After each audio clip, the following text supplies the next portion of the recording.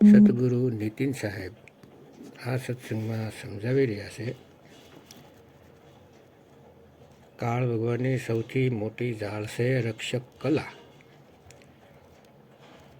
તેમાં તમને સંસારિક સુખ દેવામાં આવે છે, જેથી જીવ કાળ ભગવાનની ભક્તિ કરે છે. સૌથી ખતરનાક સાલ છે ચમત્કારોની, અને ચમત્કારમાં જીવ ફસાઈને સત્ય નામથી દૂર થઈ જાય છે, અને તેની જ ભક્તિ કરીને તેના જ મુખમાં ચાલ્યા જાય છે. તો વાણી છે, નગદ નપેદ પુરુષ એક રહેવું, તાકર ભેદ કાહુ લહેવું. એટલે કે એક એવા પુરુષ રહેશે જે પેદા નથી થતા, સદાને માટે છે, જેના આદિ અને અંત નથી થતા. નપેદ પુરુષ એક રહેવું, તાકર ભેદ ન કાહુ લેવું. નિર્ગુણ સરગુણ સબ ઠહેરાવે. એટલે કે કોઈ તેને નિર્ગુણ કહેશે, કોઈ તેને સરગુણ કહેશે, કોઈ કહેશે કે પરમાત્મા નિર્ગુણ નિરાકાર છે, તો કોઈ કહેશે કે પરમાત્મા તો સરગુણ સાકાર છે. નિર્ગુણ સરગુણ સબ ઠહેરાવે, તાકે આગે ભેદ ન પાવે. બધાય તમને આમાં જ ઉલઝાવશે કે તે નિરાકાર છે, કણકણમાં છે, માટીમાં છે, પથ્થરમાં છે, પાણીમાં છે, બધે છે. ભક્તો આ જ મૂર્ખાય છે. તો કોઈ વળી કહેશે કે નહીં, તે તો સરગુણ સાકાર છે, સતલોકમાં બેઠા છે સત્પુરુષ બનીને, અકેહ લોકમાં બેઠા છે અકહ પુરુષ બનીને, અનામી લોકમાં બેઠા છે અનામી પુરુષ બનીને. ભક્તો આ બધી ભરમ જાળ છે. નીકળી જાઓ તેની જાળમાંથી બહાર, નહીં તો એવી દુર્ગતિ થાય કે પરમાત્મા પણ મદદ નહીં કરી શકે. અત્યારે સત્સંગ મળી રહ્યો છે તે એમની દયા છે, જે તમારા ઘર સુધી કાંઈ પણ કર્યા વગર પહોંચી રહ્યા છે. દેશ વિદેશમાં સત્સંગ પહોંચી રહ્યો છે. ભક્તો પરમાત્માની આવી મહિમા થઈ રહી છે.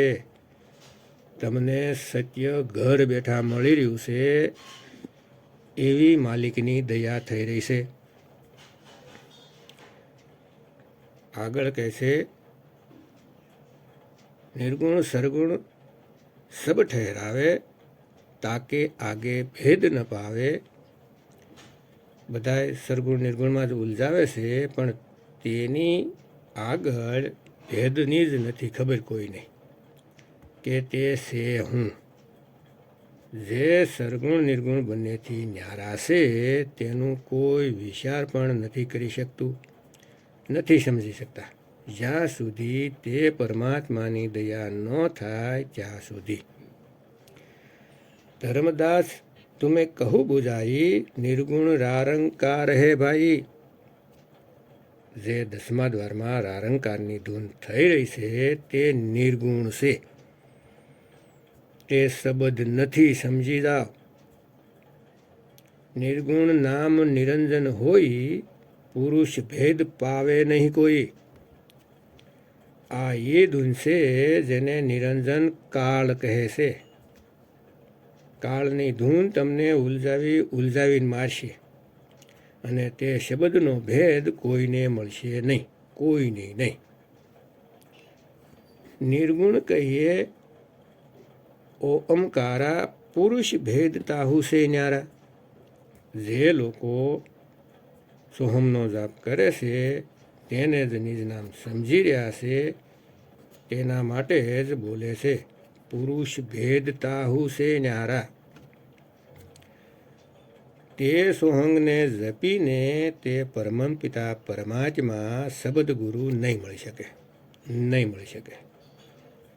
કેટલાક શાતી લોકો કબીર સાહેબની વાણી તોડી મરોડીને તમારી સામે રાખશે અને કહેશે કે સોહંગ જ જપવાનું છે, તે અજપા જ આપશે.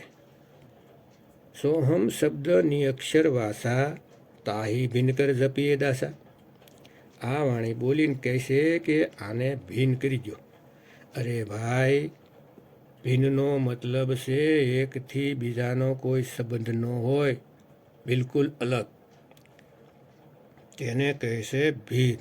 જેમ કે પાણીમાં રહેવાવાળા 5 અલગ અલગ જીવના નામ લખો તો દેડકો, માછલી, મગરમચ્છ, કાચબો, ઓક્ટોપસ, આ 5 અલગ પ્રાણી છે. અડધા નથી કરવાના કે અડધી માછલી જળમાં ને અડધી માછલી બહાર. મૂર્ખ બનાવી દીધા આવા લોકોએ, મૂર્ખ. ભીનનો મતલબ નકલી સોડાવીને અસલીને લખાવે. જેવી રીતે ચોખામાંથી કાંકરા વીણીએ અને તેને અલગ કરી દઈએ છીએ. સતગુરુ એસા સાહીએ જૈસા સૂપ સુહાય, સાર સાર તો કહી રહે થોથા દે ઉડાય. એટલા માટે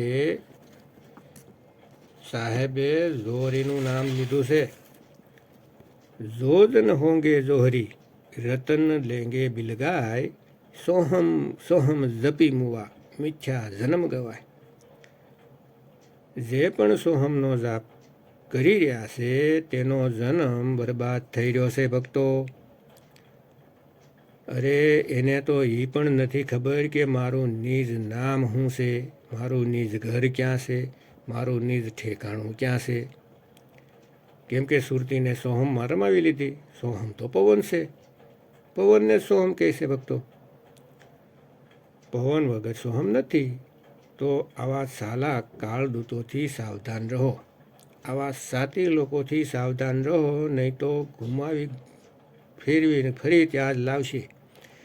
કહેશે કે તમે જીવશો અને સોહમ તમારું નિજ નામ છે તો તેને જપો. ભક્તો બિલકુલ નહીં. જોહરીનું કામ જ નથી કોઈ વસ્તુને તોડવી. જોહરી તો અસલીને લઈ લેશે અને નકલીને છોડી દેશે, તોડશે નહીં. ભરમમાં ન પડતા. કબીર સાહેબની વાણીમાં ખૂબ જ ગુપ્ત રહસ્ય હોય છે, જે બધાયના સમજમાં માટે સમર્થ નથી. વાણી તો બધા જ કહેશે કબીર સાહેબની, પરંતુ અર્થ મનમાન્યો કરશે. જેટલી તેની બુદ્ધિ હશે એવો અર્થ કરશે. ખુદ તો બંધનમાં જ રહેશે અને 84માં જાહે અને તમને પણ તેની પાછળ પાછળ 84માં ઢળડી જાહે. તો બિલકુલ ભ્રમિત ન થશો ભક્તો. આગળ કહેશે કે નિર્ગુણ કહીએ ઓંકારા, પુરુષ ભેદ હે અગમ અપારા. કેટલાક લોકો ઓમકારને સારનામ માનવા લાગે છે અને કહેશે કે ઓમની ધૂન નષ્ટ નથી થતી. અરે મારા ભાઈ, જે ધૂનમાં પહેલાંથી જ ત્રિગુણી માયા બેઠી છે, મતલબ 3 અક્ષર રહેલા છે, તેનો અંત કેમ ન થાય?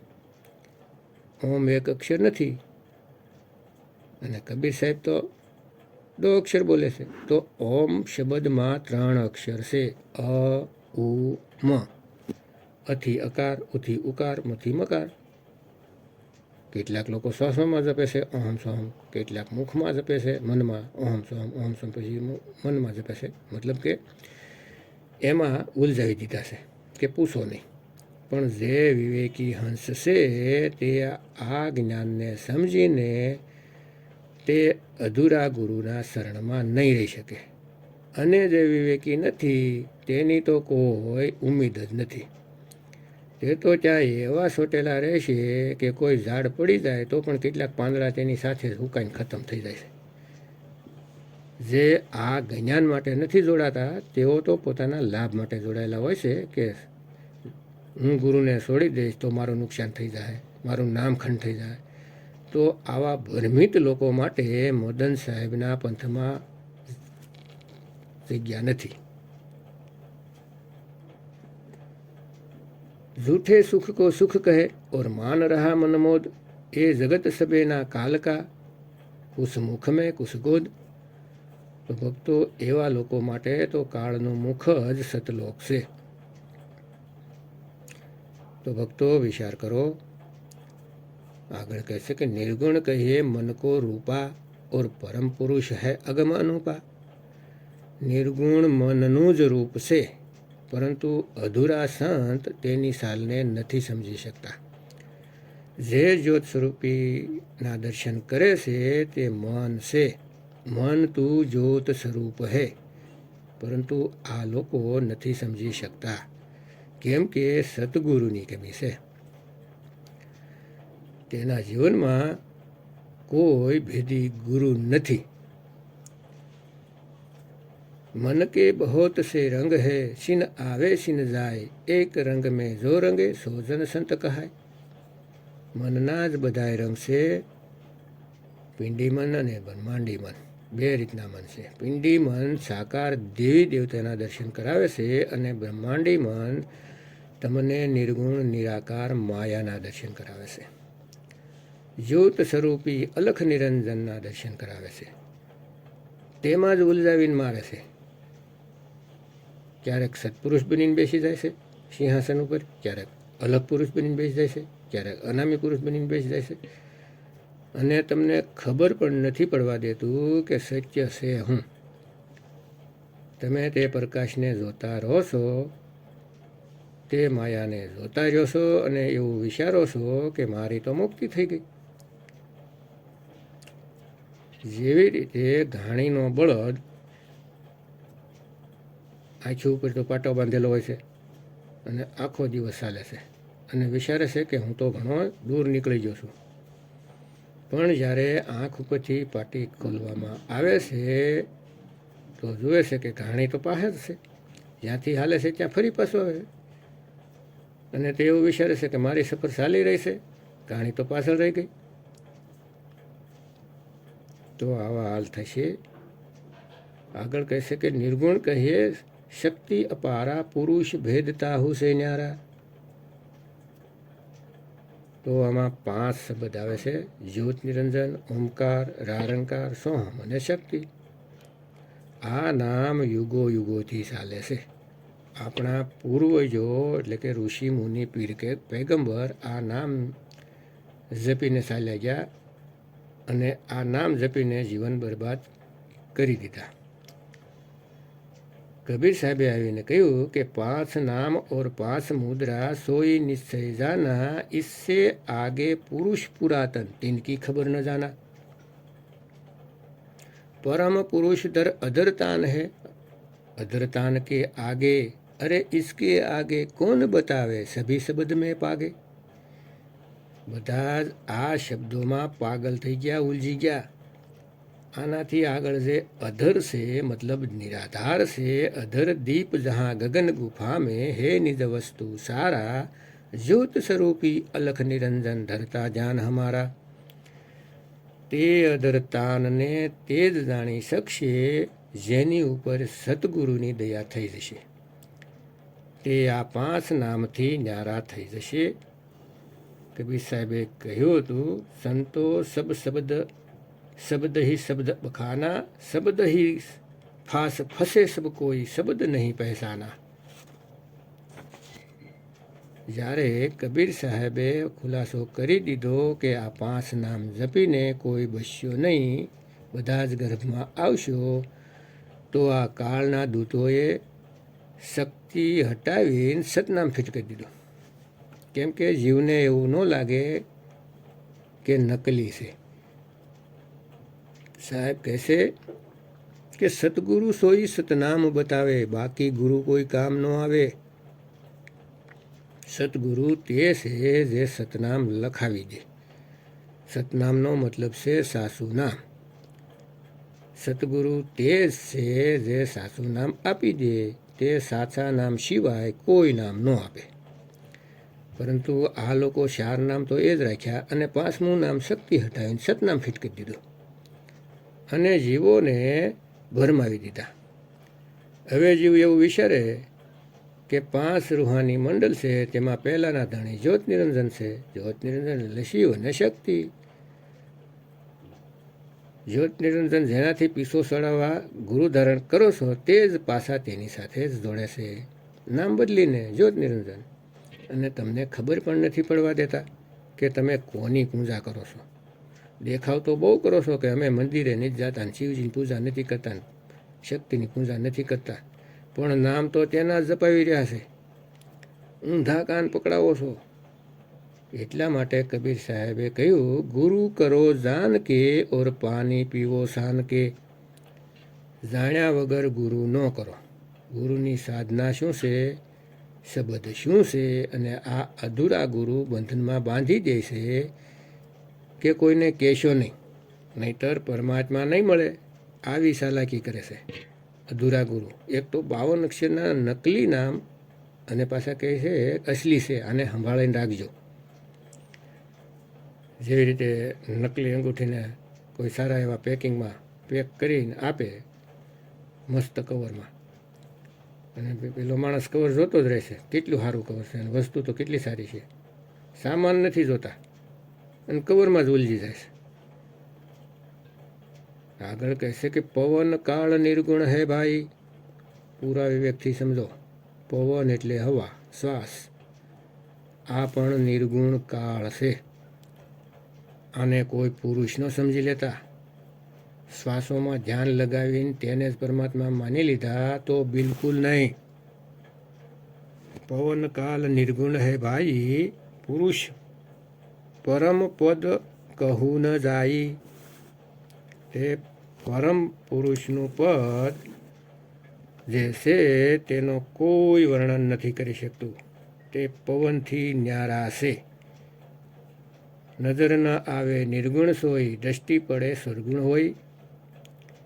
જ્યાં સુધી કોઈ વસ્તુ દેખાતી નથી, દ્રષ્ટિ પડતી નથી, ત્યાં સુધી નિર્ગુણ છે, અને જેવી તેના ઉપર નજર પડે તો સર્ગુણ છે.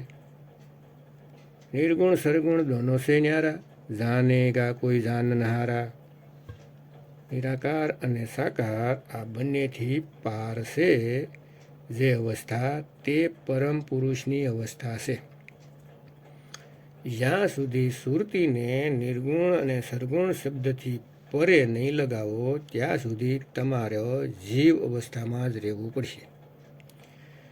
વધારેથી વધારે બ્રહ્મ અવસ્થા સુધી જઈ શકશો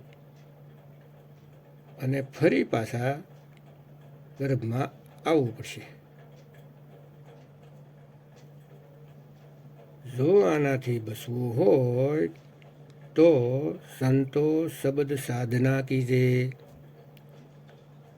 સુરત સમાયે શબ્દમાં વાકો કાલ ન ખાય. સતગુરુ તમારી સુરતીને મનમાયાથી હટાવીને તમને ચેતવી દેશે કે તું શરીરથી બહાર છે. આમાં કોઈ આવવા જવાનું કામ જ નથી.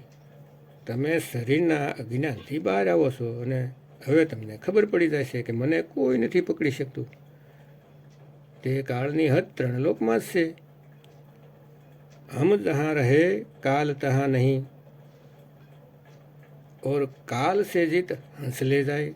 તો ભક્તો વિવેકથી સમજવાનું છે, પરખ દ્વારા. કોઈ સરગુણ में उलझ रहा कोई निर्गुण ठहरावे, और अटपट साल कबीर की मुँह से कही न जाए. निर्गुण सरगुण दंड पसारा,